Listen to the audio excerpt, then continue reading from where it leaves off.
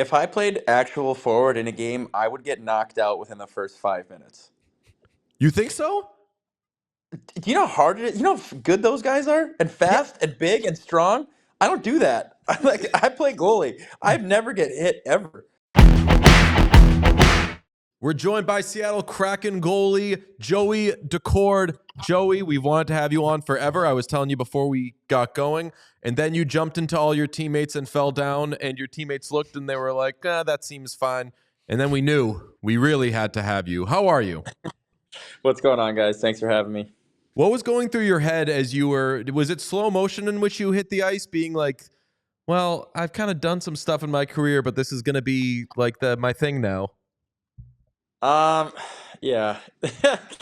So basically, okay, so like I wouldn't call it like a pet peeve, but one of my things is like when you win an OT, like, like when the guys pour off the bench, like kind of half the guys go to the guy that scored, half the guys go to the goalie. I'm like, screw that. Like, we're going to Selly with the guy that scored. Like, I'm beating everyone down there. So, I don't want everyone I didn't score the goal, like, let's go. So I try to beat the guys down there. And that one I was just really pumped because, it was a really like hard fought game. It was 1-1, went to OT. The boys battled really hard and then, found a way to win in overtime. And I was just going so fast that I just couldn't slow down in time. Like, I normally am able to slow down, like hit the brakes and then jump on the pile. Like, if you've seen other OTs, like there's pictures of me last year in Detroit where like there's a picture of me like jumping on the pile too, like same thing. But I was just going too fast this time. I couldn't stop myself. So I think we checked my speed in the like after the game. Like it had the thing in our jersey. I think I hit like 17 miles an hour, which is pretty fast for a goalie. So that is a good use of those analytics that I think are great Yeah. for you people, but for us during the games, like we'll be at a game and it will be like, did you know that Brad Marchand has skated 1.5 miles tonight? And we're like, we don't know if that's good or not. It doesn't really matter to us. Yeah. I want that used for those purposes. When something ridiculous 100%. happens, to be like, you did that at Yeah. quite a rate. Yeah, I was flying. That's for sure the fastest I've ever hit. And then I was like, in my head, I was like, that kind of stinks. Like, I kind of wish I didn't fall that hard. And then I saw the video after, and it was just so funny. I was like, all right, that's hilarious. Who cares?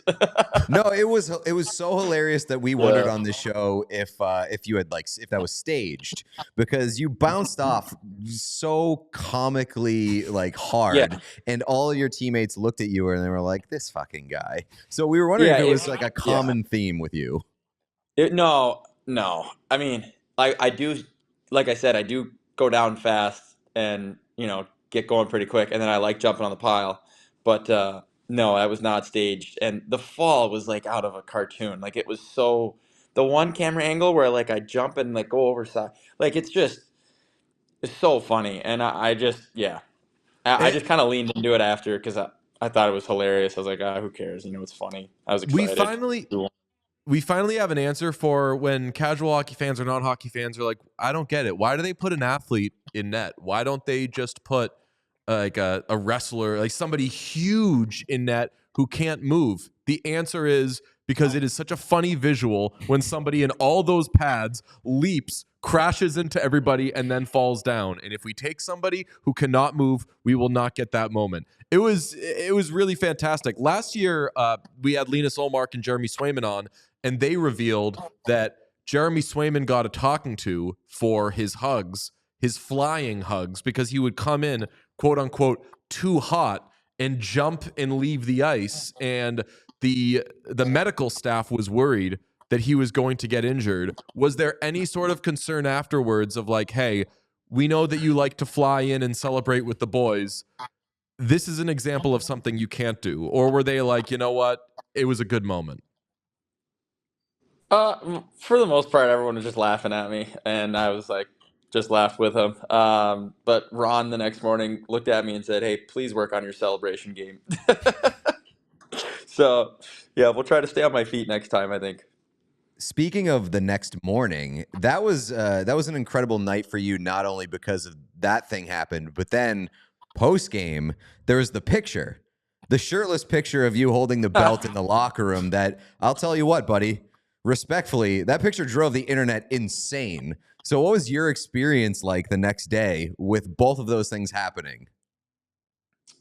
Yeah, it was a pretty crazy day. Like I went pretty much viral because I tweeted out after the game like whoops had the zoomies, and then that post went viral like over 2 million views and like 40 something thousand likes. So my phone was like going nuts all day, and then yeah, the Kraken social team decided to throw up a thirst trap of me at like 1 in the morning, and I woke up and I was like, oh well, I look pretty good here, so that's not a bad thing. Dude, Definitely not. I mean, like, Yeah. I've been around locker rooms. I've seen goalies before, and typically I say to people that goalies look like tennis players. They look like they're nimble and everything. You look like there has not been a carb in your life in 1,000 years. And I even did research into like, what does he do? And I know that this off season you were more cardio than lifting, Yeah. right? You changed from doing a lot of lifting and a lot of explosive stuff to just straight cardio. Did you do it so if there ever is a shirtless picture, there's just no fat on your body? Well, first off, my buddies call me no carb Joey because I love carbs. So I do eat carbs. And second, no, so I used to do like just a lot of lifting. So I used to in the summer do like 4 or 5 days a week of strength training. I still lift, like I still did a lot of power and explosive work and lifting, but I just cut that down to 3 days a week and I added in a lot of like bike riding, and like heart rate training this summer. I funny thing is like I used to lift a lot of upper body. I didn't lift upper body at all like the whole summer. So Same. uh, I don't miss leg day. I do miss upper body day sometimes, but yeah, that was like my strength coach from home texted me. It was like, I didn't realize we trained an NFL linebacker this summer. That's awesome. I was like, yeah, I didn't realize either, but it just the picture just I don't know what it was, the belt, the camera angle, just yeah. You owe the So social team like a nice Christmas present this year. oh, they had a bottle of wine coming their way, that's for sure. If you had your druthers, would this all happen at once? Because you had the fun, endearing moment where like goalie has the zoomies, fun tweet, crashes into his team, and then the next morning everyone's like, "But while we're talking about this guy, respectfully, as Pete said, damn." Would you rather spread those moments out, or are you afraid that there's just going to be this influx of amazing Joey Daccord moments that are just very concentrated for a week? And then in a few months or whatever, they're like, hey, that guy's got some good stats, but we haven't seen anything ridiculous from him of It's, late. it's like having your birthday on Christmas. Yes, right. Same sort of thing. Yeah, So yeah, would you two rather things at spread those once. out? I, I don't even care. I just honestly, I don't really care about that stuff. I'm just trying to play hockey, and for me, like I love to play. I'm super excited, like to be in Seattle for a handful of more years here. Like I love playing hockey. All that stuff's just part of the stuff that I guess comes with playing in the NHL every day. Yeah, it was funny. Like I fell, picture, whatever. Like just is what it is. There's always something new coming up, so you just try to ride the wave, enjoy every minute of it. I feel grateful that I get to play in the NHL and live out my childhood dream every single day. So yeah, that stuff's fun. It comes with it, but the best for me is the hockey. That's a polite way of saying you're talking to someone who watched Chad Johnson growing up. I have plenty of things planned in the coming weeks. Don't you worry Oh, that all these are done. You're gonna have the like Dear NHL, please don't find me sign, the whole nine. It's gonna be amazing. You are a Massachusetts boy. You're 28 years old.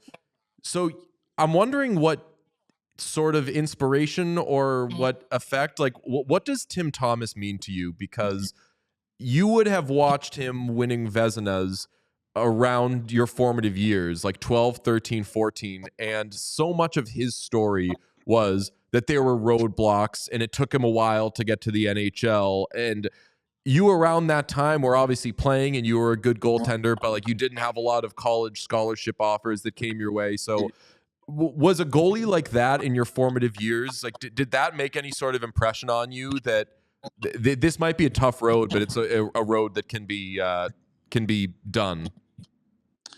definitely. I got a couple different thoughts for you on this. First off, so my dad was the goalie coach for the Bruins for a couple years in the early 2000s, and he actually had Tim Thomas, who was in the American League at the time. So a good Tim Thomas story is it was getting towards the end of training camp, and you know, everyone knew pretty much that Tim Thomas wasn't going to make the team at the time. It was he was still a younger guy, and I think it was maybe the last day of training camp. So last day of camp, all the guys that aren't going to make the team get cut or whatever. And my dad was walking out on the ice because the goalies go on usually like 30 minutes early for practice. My dad was walking out on the ice. He stopped by the dressing room. He looks over. He sees Tim getting dressed, and he's like, "Timmy, what are you doing?" Because he was supposed to get sent down that day, and he's like, "They haven't cut me yet." So he put his gear on and went out and practiced, and it just kind of describes who he was. Like, he's just a incredible person, and amazing work ethic, and that's kind of what got him to where he was. So yeah, like you said, that's something that I absolutely draw on. I was also definitely fortunate enough to have my dad, you know, basically create Stop It Goaltending, which is a huge, goalie school in Massachusetts, and I had hundreds of goalies to look up to. Most notably a guy like Corey Schneider, that's um, a Massachusetts boy that I looked up to, and I wanted to follow in his footsteps. And he really paved the way for me. I've looked up to him probably more than anybody throughout my life. So following his career and following in those footsteps is definitely something that I looked up to. I was gonna ask if the thing to do when you're a Massachusetts youth hockey player is, yeah, places have their pro teams, but kids just hammer college hockey games. Like, they just go, like, every weekend you're going to either a parent's taking you to a BCBU game or something, or UMass, like whatever it may be.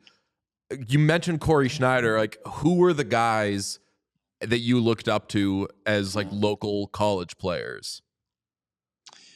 Well, so first off, my dad went to Merrimack College, actually, so we grew up close by to Merrimack. So just the college hockey thing was like huge for me. I remember when I was a kid, I didn't even really think about playing in the NHL. I thought about playing D1. Like, that's, you wanted to go to BC, BU, Harvard, Northeastern, like the big, Boston schools, um, was kind of the dream for kids from our area. And yeah, I mean, Corey was one of those guys. I remember there was like a group of college guys that my dad had come skate every summer that was, um, pretty elite. I can't even remember a lot of the guys, but like Cody Reichard played at Miami. Um, Scott Darling was at Maine. Like, there were some big name college goalies that I saw come through there. Obviously, Corey was at BC, and I just wanted to be in that group of college guys. So yeah, being a Massachusetts kid, the college scene is definitely maybe even bigger growing up than the NHL.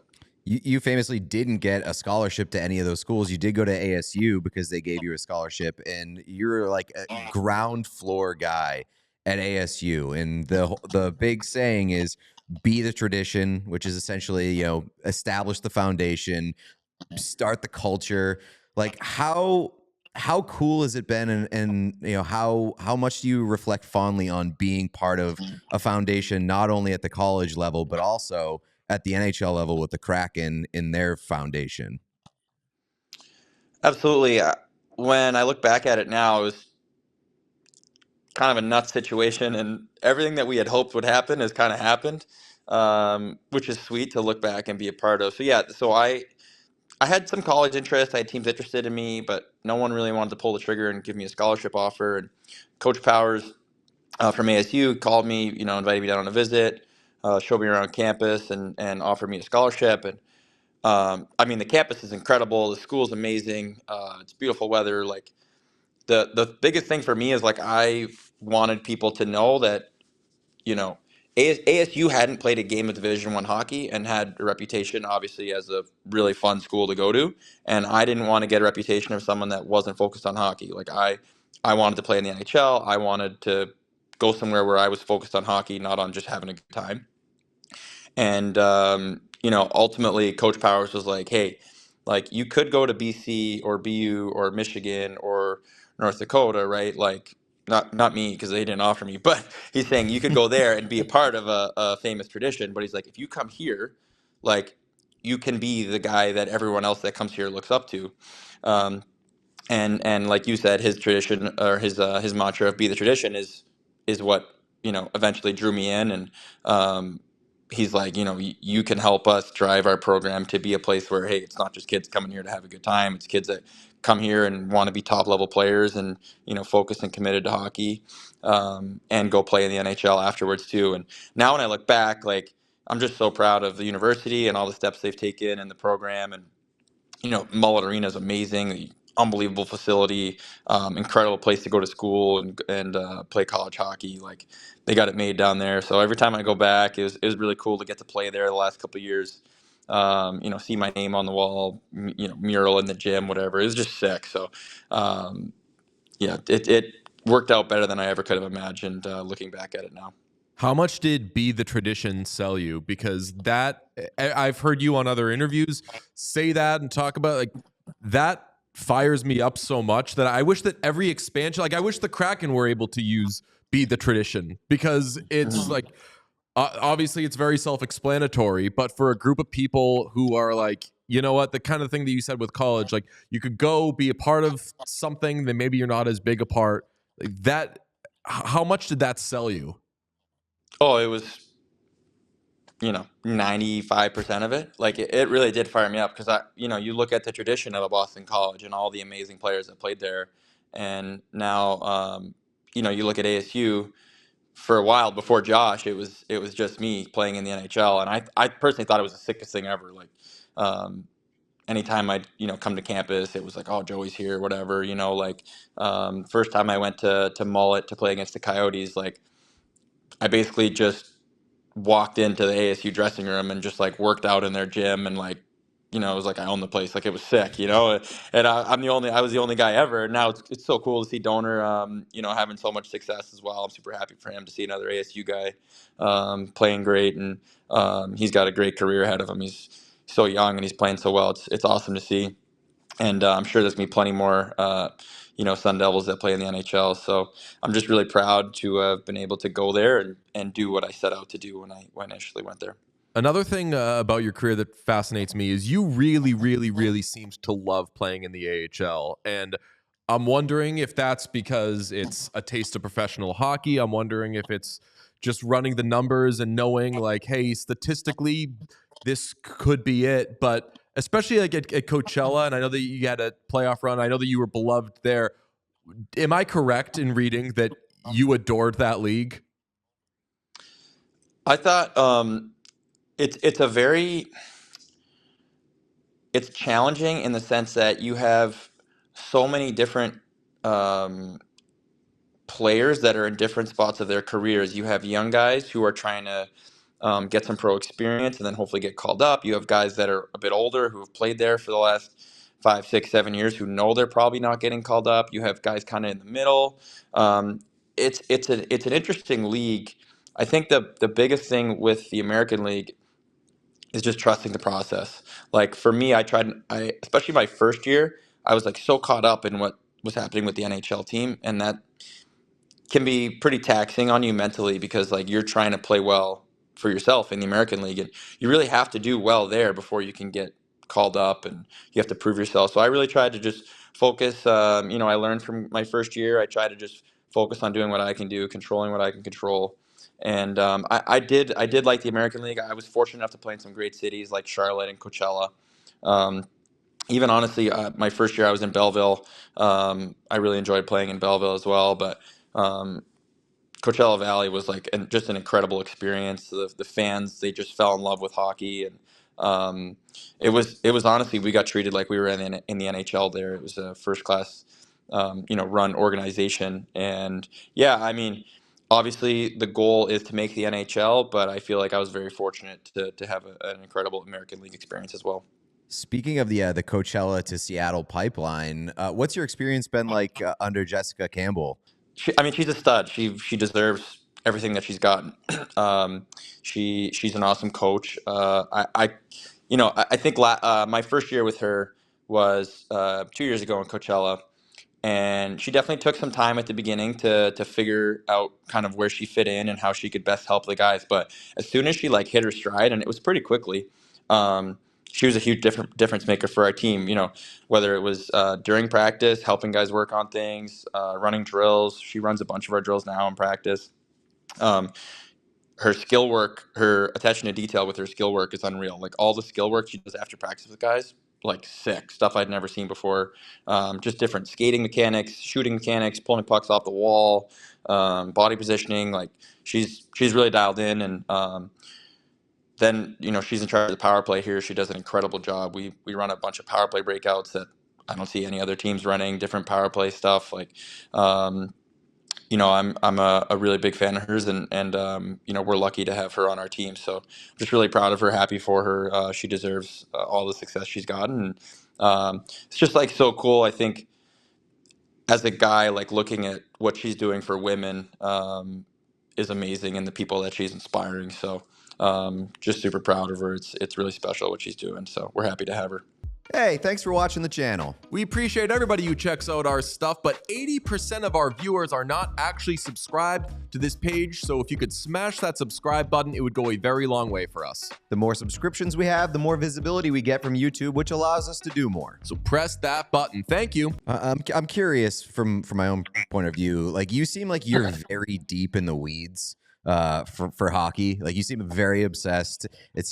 I've listened to interviews. You come from a hockey family. You said your goal has always been the NHL. Like, have you considered alternate careers at any point in your life, or has it always just been like NHL or bust? And have you thought about like what you're going to do after hockey, whether it's media? Because obviously you're a very personable, very charismatic guy. Like, have you thought about life outside of hockey, either as an alternative or afterwards? I wouldn't say I thought about it as an alternative. I think growing up, you're almost a little, especially when you're younger, you're a little bit naive to the fact that most people at some point stop playing hockey before they get paid to do it, right?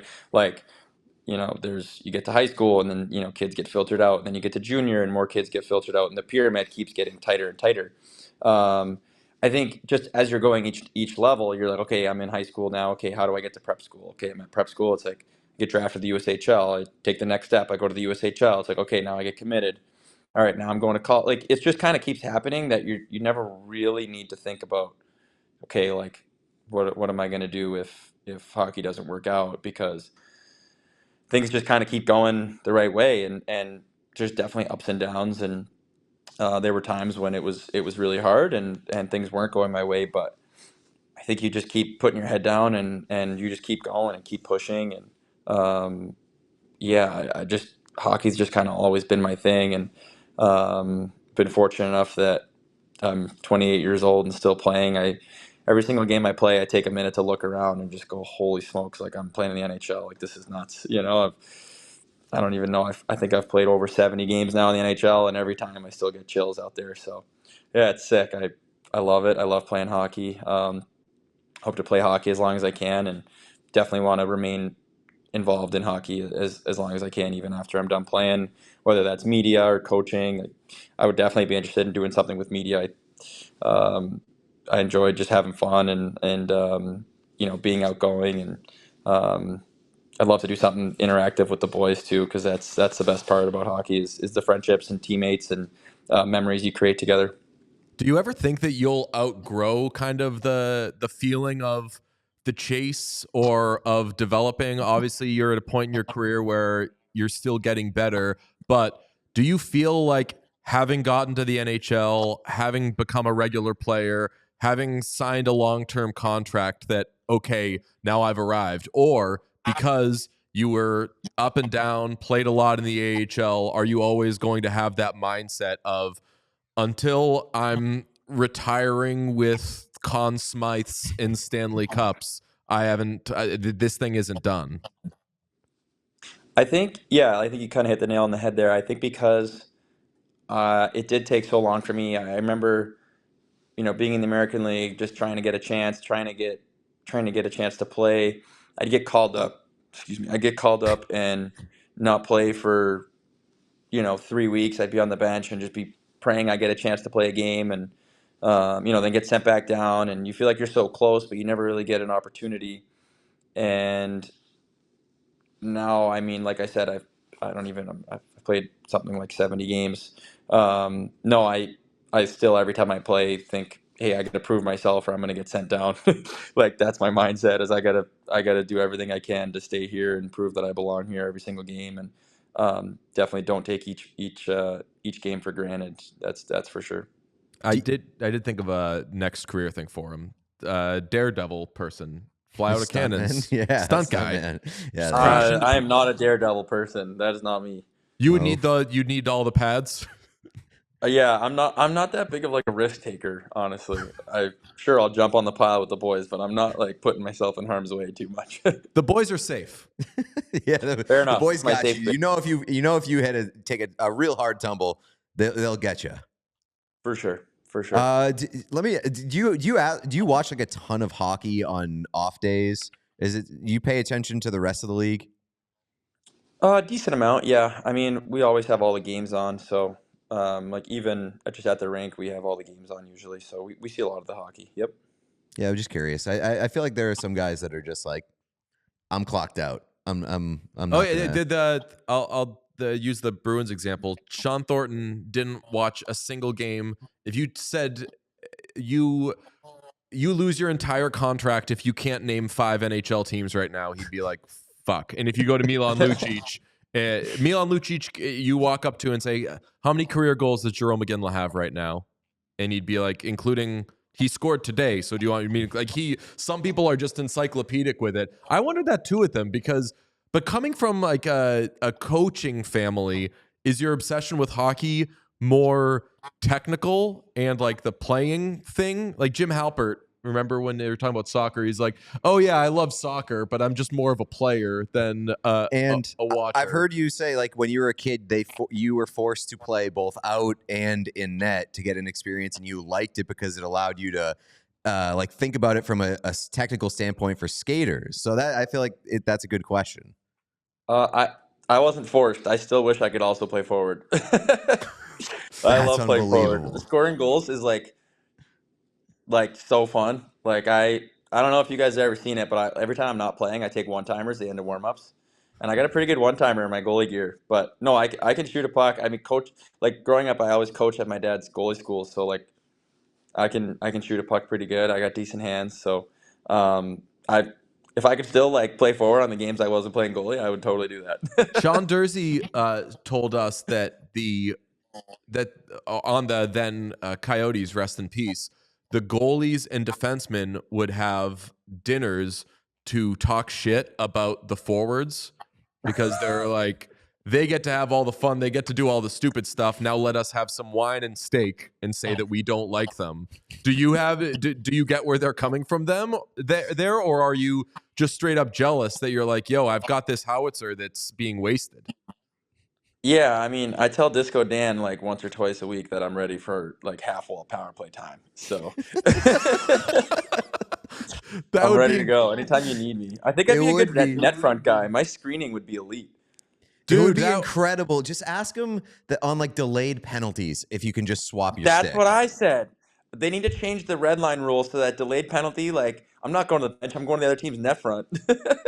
That'd be incredible. Screening a goalie as a goalie would be one of the funniest visuals in the world. With my goalie stick, like the tips I could do, I'd be tipping everything in. I bet you I'd score like 5 goals a year. I feel like it wouldn't be an advantage though, like as a screener in front of the net, because like your equipment is designed to block and absorb the shots. So you'd have to do like a real like phone booth change at the bench. No, where you change your clothes. No, I'm good. I'm good. I go right down there, screen, I tip it in. I like that you said you want to play the half wall or you want to play right in front of the net, because if you do come up with a signature spot, then we get into one of my favorite things in hockey, which is office talk. People like to say, from Draisaitl's office, from Ovechkin's office, it would be very cool if you were a goaltender who had an office that was not between the pipes. It's unprecedented. They're like, oh, there comes Daccord. He's going to his office. Well, Mike Smith's office was behind the net. John Van Beesbrook's office was like around the blue line. Yeah, you could have offices, goalies. Did you guys happen to ever see in Coachella, there was a delayed penalty and I was skating to the bench and one of our guys made a drop pass and I caught it in the neutral zone and then put it through my legs and then made a pass? You guys ever see that clip or no? No. Not yet. Yeah, that was a funny clip from a couple of years. I was like skating to the bench for the delayed penalty, and the puck just came to me, And I was like, I mean, if I mess up, they blow the whistle anyway, so I might as well try to make a play. So I toe dragged a guy, I put it through my legs, and then made a pass. That's unbelievable. Last year, I was going to say, we yeah. did see last year, we saw in Akira Columbus, Schmid. Akira Schmid was going to the bench on a delayed penalty, and the puck like came to him by accident, and he couldn't resist the urge of playing it over the red line. And so Oh, wow. the delayed penalty was canceled out, and he looked like a huge bozo. But I was like, I respect it. Like, he had a once-in-a-lifetime opportunity to do the funniest thing ever. Yeah, you got to play that puck. Yeah, You got to play that puck. No, they got to do get it. rid of the red line rule so I can go down there. I mean, just for the sake of the sport and entertainment value, why does that rule exist? Yeah, well, the thing is, if I go down there to the other net front, I'm getting crushed. Like, someone's hitting me, right? Because then it's like, all right, well, are they allowed to hit me now if I'm net front or no? Like, I'm getting cross-checked. And the second I get the puck, I'm getting clotheslined. I do think if you cross the red line, you are fair game. Yeah, no, I agree. Which means I can't really defend myself at goalie gear, so I'd probably just steer clear. But that would be hilarious. Buddy, I hope that your nights are free because games would be so long because of the goaltender interference reviews they would have when there are two goaltenders, one of whom is interfering with the other, but you don't know which is which because famously nobody knows what goaltender interference is. So we won't know. That would take forever. And then eventually at some point there would be he was pushed into the goaltender. Which one? Speaking of the red line rule, have you ever gotten a goalie fight? No, never. I'm not a fighter. I've never been in a fight in my life on the ice or off, so I'd steer clear from that. You know what I mean? If the boys need me to go grab someone, I'll hold on to someone, but I'm not looking to scrap. I respect that. It's good behavior. I respect that so much. I bet I was in like half a fight for 1 second, and I was like, I'm not supposed to be in a fight. Never mind. You get to win this fight. Yeah. You're like, I'm here for the hockey, not for the fighting. Yeah. So, do you want? How much would a traditional goalie goal mean to you, knowing now that you are an innovator and a dreamer and somebody who wants to score the best way they can? If you scored a goalie goal when everyone mobs you, would you be like, I guess? No, I'd be going nuts. It's like my life goal, just to score. I've tried so many times. I had one in playoffs in Coachella that literally missed. Like, it was going in to the point where our guy was their first one there, and he let it go because he was like, it's going in, and then I don't know, it like hit a chip in the ice or something, and at the top of the crease and missed by a hair. Like, I've come so close a bunch of times. I shot last year at the end of the year against Minnesota, and I think Faber caught it or knocked it down. I'm gonna keep shooting until I get it, though. Are you the kind of goalie that like sees other goalies score goals and you're like, that should be me, I hate you? Or like, as a golfer, when I see somebody hit a hole in one, I'm not happy for them. I'm just like, when's my turn? It's good for the culture. No, I texted Gus when he scored a couple weeks ago, and I was like, oh my God, no way. I was so fired up for him. Like, that's sick. Like, there's been 16 or 17 goalies scored in the NHL ever. Like, that's nasty. I mean, yeah, I'm definitely jealous, but I was so pumped for him. I didn't realize it until Olmark's goal because I grew up on Ron Hextall goals, and that was amazing. It was very cool when he would do that, and like he was the guy that would do that because it was just such a rare thing. I didn't realize until Olmark's goal that seemingly all goalies think about is trying to score a goal, which is a little unnerving as a fan of a team, knowing that that's not necessarily keeping the eyes on the prize. But how much is that a universal goalie thing where like, no, like they all think about it and they're all sniffing around it every time that net is empty? Anytime the goalie is pulled, just know that any goalie on the other end is thinking about how they can get a puck to go score. That's amazing. That's terrible behavior.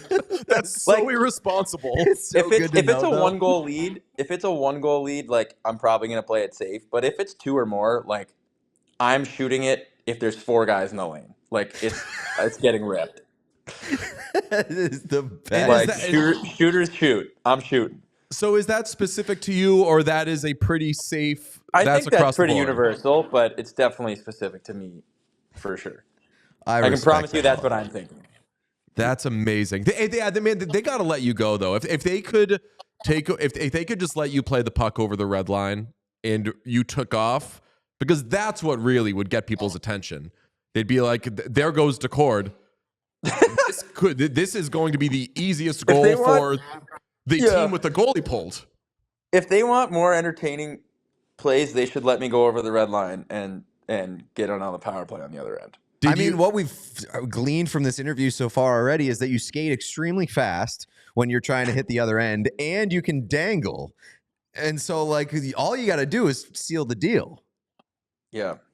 I might have you guys call the league and see if you can get a rule change here. What we can do is a fun nerdy thing is like player cards. Shout out our guy Jay Fresh Hockey, who will put out cards of players in case. So like Ole Mata gets traded and people are like, who's that?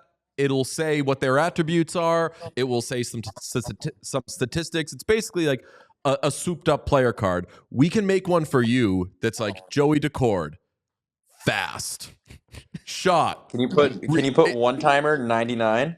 It has nothing to do with goaltending.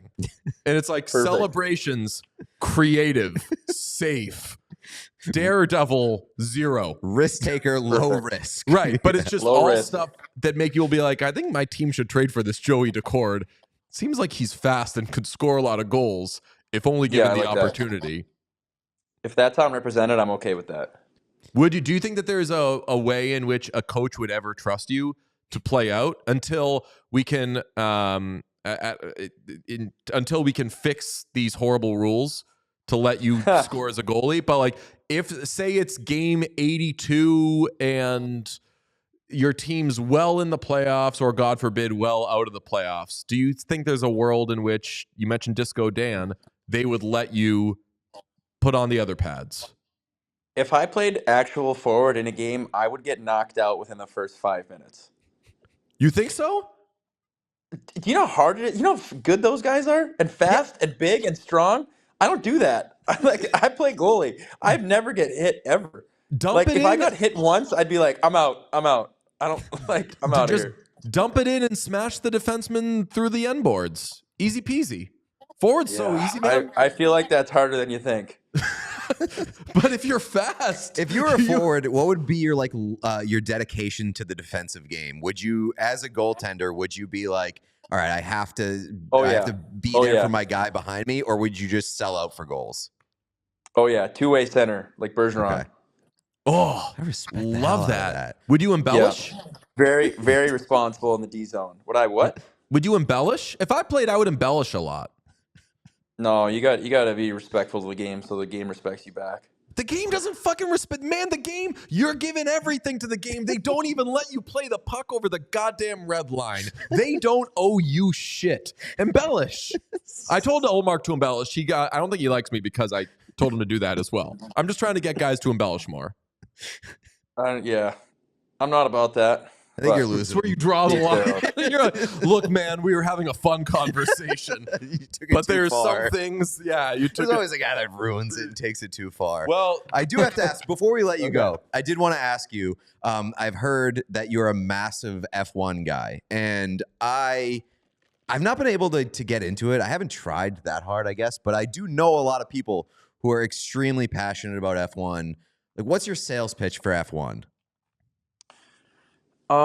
My sales pitch for F1. Well, first I'll give you a little backstory. So my dad used to have this German goalie come and train with us in the summers, and he was a big F1 guy, and he was a Lewis Hamilton fan, and so he got me into F1 and was like, "Oh, Lewis Hamilton, like this is the driver," and I had no idea what was going on, because I had never watched it before. But he was like, "You got to like basically cheer for this guy." I'm like, "All right, cool, sounds good." Then the Drive to Survive show came. And I just got hooked. Like I just thought it was so sick. Like these races are basically just like giant parties. Like it looks unreal. They have the best time.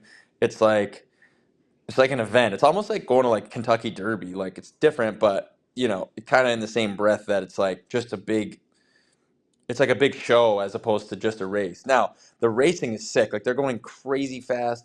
And it's the fastest cars in the world. In my opinion, it's just so sick. Now, I think the thing that makes it the most fun is having a guy to cheer for. Like, if you have a guy that it's like watching anything. Like, if you turn on like I'm a big soccer fan too. Like if I turn on, a random match between two teams, I don't know, like I'm gonna be like, all right, well, I don't really care. But when I turn on my Manchester United match, I'm like dialed in. I got my jersey on. I'm like, let's go, boys. So fun. So then when I turn on F1, it's like, all right, Lewis Hamilton's my guy. I'm like dialed in on him. I'm listening to his radio. Like I'm locked in on his race. So I watch like all the practice sessions, the qualifying. If you're honestly, the qualifying is actually probably like something that would really be fun to get into because it is super intense and fun. That's another cool thing. But yeah, you just gotta. I think it just takes a little bit of time to get into it, and you got to have a driver or a team too. Like if you like Ferrari or Mercedes or McLaren, like whatever, you get a team, you get into your team. It's like you cheer for both guys. It's pretty cool. All right, that's a good sales pitch, and I also do like the duality of man that you don't want to go to college to party, you want to go for hockey, but you will go to an F1 race to party and not for No, this racing. I've never been to an F1 race. I've never been to an F1 race, so Sounds I've like you never had want that to go experience. though. Oh, it looks electric. It looks so fun. Like the race in Monaco, like with all the yachts lined up in the like harbor, like it looks insane. It just looks like so much fun. Um, I just think it would be a really fun experience to get to go to. And then in the show, in that Drive to Survive show, like it's just like a really cool behind the scenes look at everything. That's really what got me into it. Well, you absolutely rock, man. I have to ask it. I was going to let you go, but I'm looking at the Winter Classic jersey behind me. What was your reaction when you first saw that? And obviously to be able to wear it when you probably didn't know if you were going to be able to wear it, have the performance that you had. This is a top 5 jersey that's been made in recent years, correct? I think it's one of the best jerseys ever. Like I bought it immediately. Yeah, it's just insane. Like I got mine framed at my house already. It's just so sick. Such a sick jersey. And then the moment, the day, the game, the way it all went, I was just happy to be playing. And then for it to go the way it did, it was just like out of a fairy tale. It was truly one of the best days of my life. Like I had my family there, all my best friends were there. Um, yeah, it was just, and before the season, if you told me I was going to play that game, I'd be like, God, doubt it. So I just feel like grateful that I even got to start, and yeah, just one of the most special days I've ever had, and yeah, to be able to share with my family and friends was incredible as well. And what's Our producer was an Arizona guy, a big ASU hockey fan. We watched that game together, and I think it was the best day of his life too. He was like the pride of Arizona State, Joey Daccord. He says be the sick. tradition a lot. I love it. Fire up the mantra. Yeah, it also is cool that for an outdoor game, a non-traditional game, it being such a big moment in your life, that you're not going to look back on it and be like, and can you believe that we were wearing those stupid things? That a lot of that this is the time, those are the events on which teams will maybe take some Get a little risks. crazy. Yeah. Get a little crazy. Quite frankly, love the Vegas Golden Knights, very nice people. Their jerseys were terrible. If you had that game, if you had that performance in that type of jersey, you'd look back on those pictures and be like, at least I played well. But this really aesthetically, it was just all a dream come true. Big forgetting Sarah Marshall. Wish I wasn't wearing this fucking shirt. Yeah. So there you go. Yeah, what a way to send you out. we appreciate you, Joey. Awesome. As I said, we wanted to have you on for a while, and you could not be cooler with us. So thanks for coming on, man. Sweet. Yeah, no problem, guys. Thanks for having me. Glad to join, and hope you guys enjoyed it. No, we're gonna keep our eye out. We're gonna check Daily Faceoff every day to be like, what are the Kraken lines? They still have him in net. Wimp ass Bilesma. Just kidding. Right wing. Right wing? Center, right wing, wherever you need me. All right. Center would be a choice. We'll to be make like, some let calls. me try playing out center. You could do it, though. We believe in you. Thanks for coming on, man. You're the best. Appreciate you guys. Thank you. We all silly like the mayor.